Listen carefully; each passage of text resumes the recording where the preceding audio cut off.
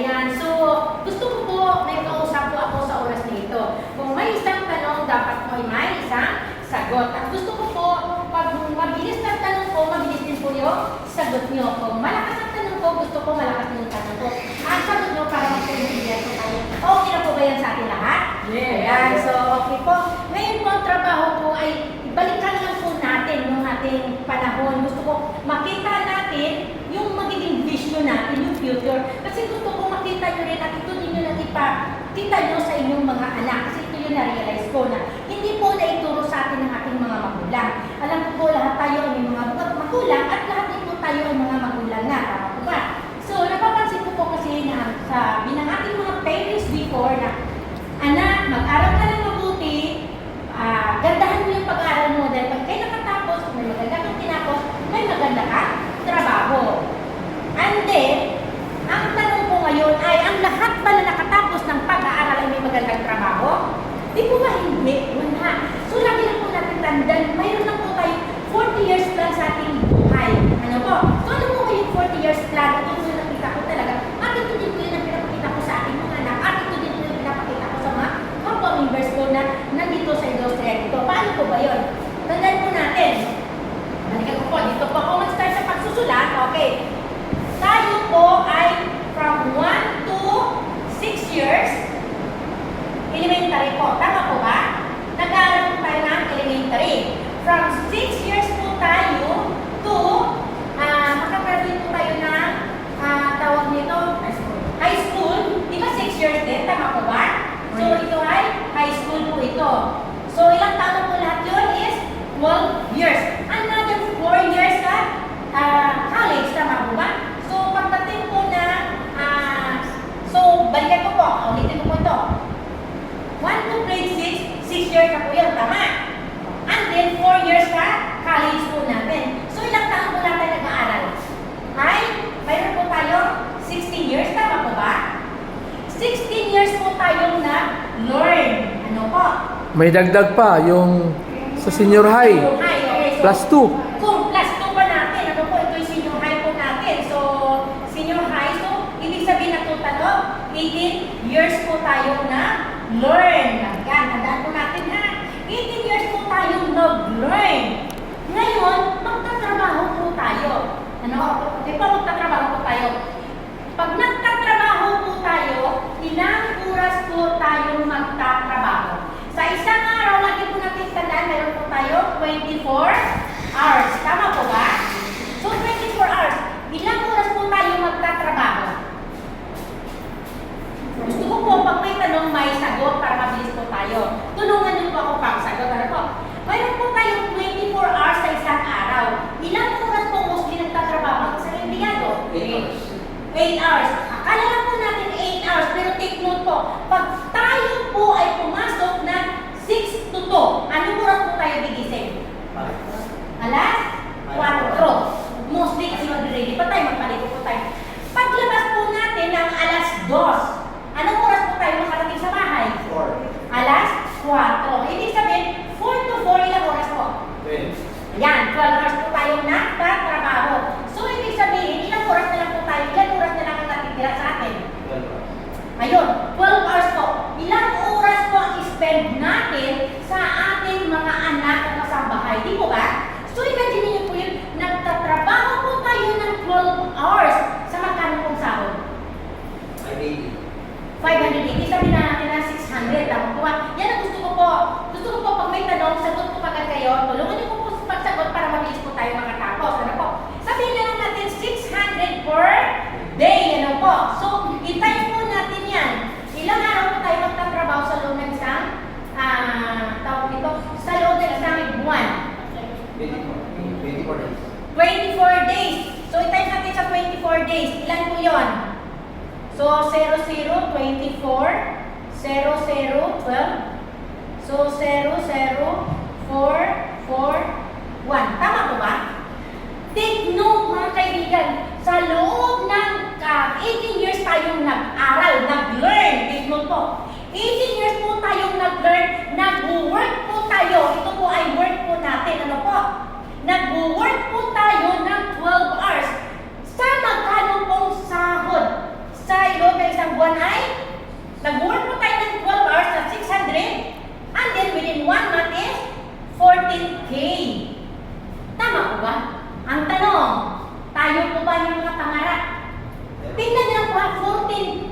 14K yung sahod natin. Pero may pangarap po ba tayo?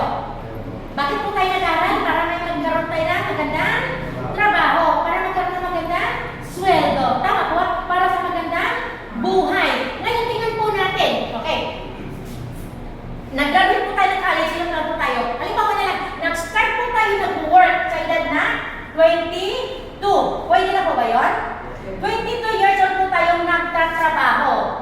Okay? Ngayon, nagsahod po natin is 14,000. Kung sabihin po, single po muna kayo. Single po muna tayo.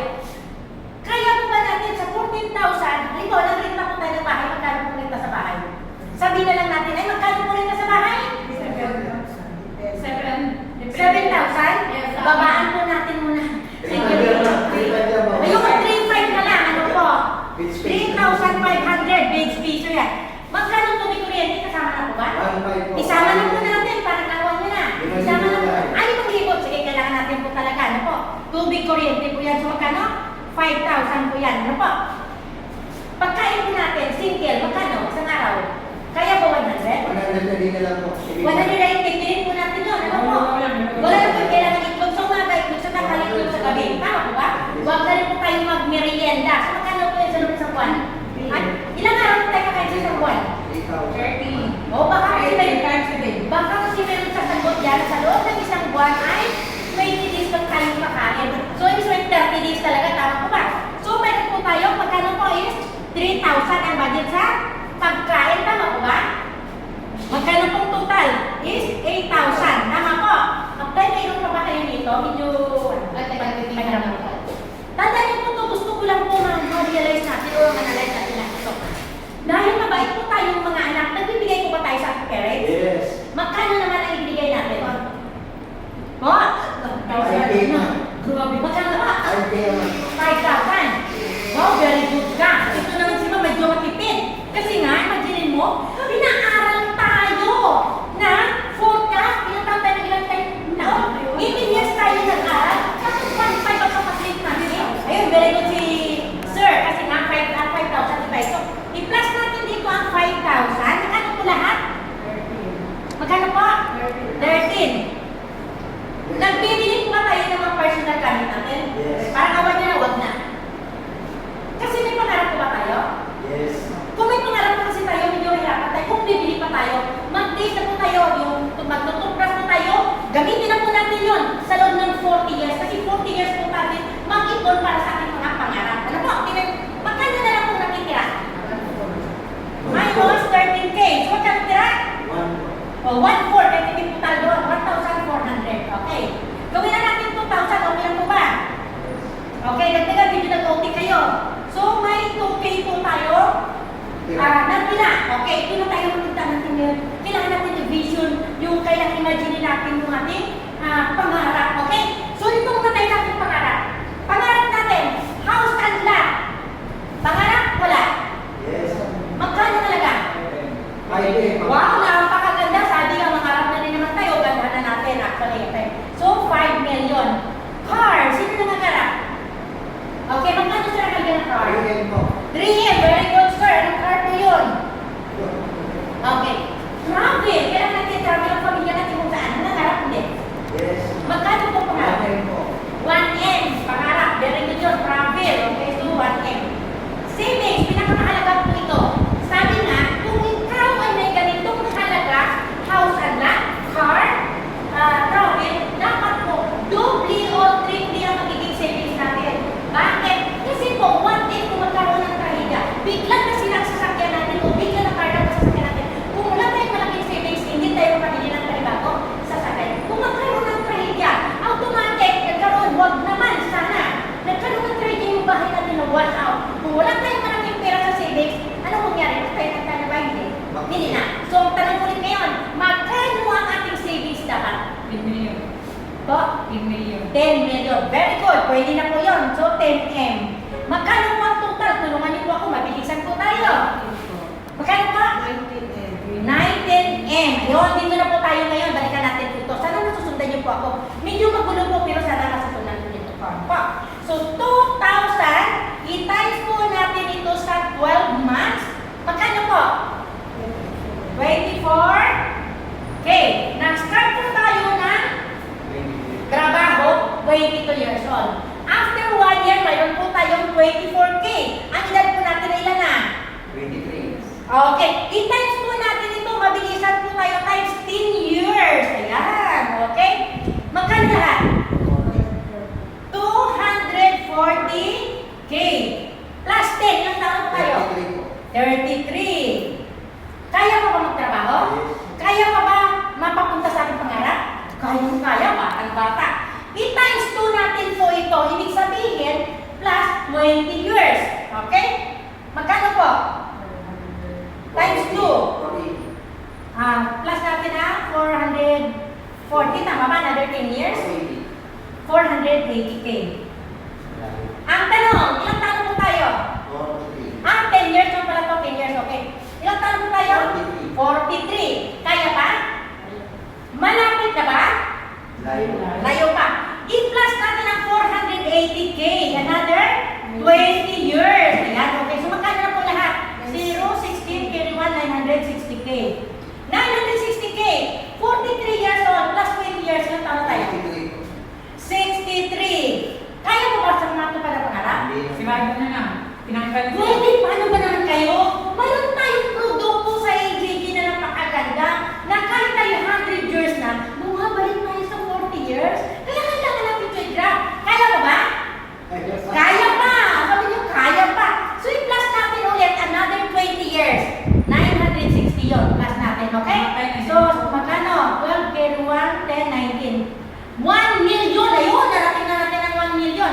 Ang tanong ko po ngayon, malapit na o malayo pa? Malayo pa. Another 20 years lang taon na tayo. Kukunin ka na ng Lord. Kaya pa?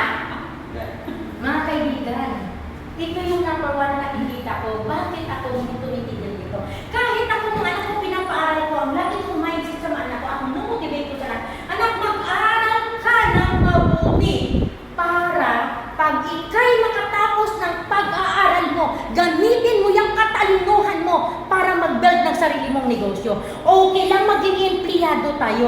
Walang problema maging empleyado. Pero ang pag-empleyado sa katulad mo, dinadaan.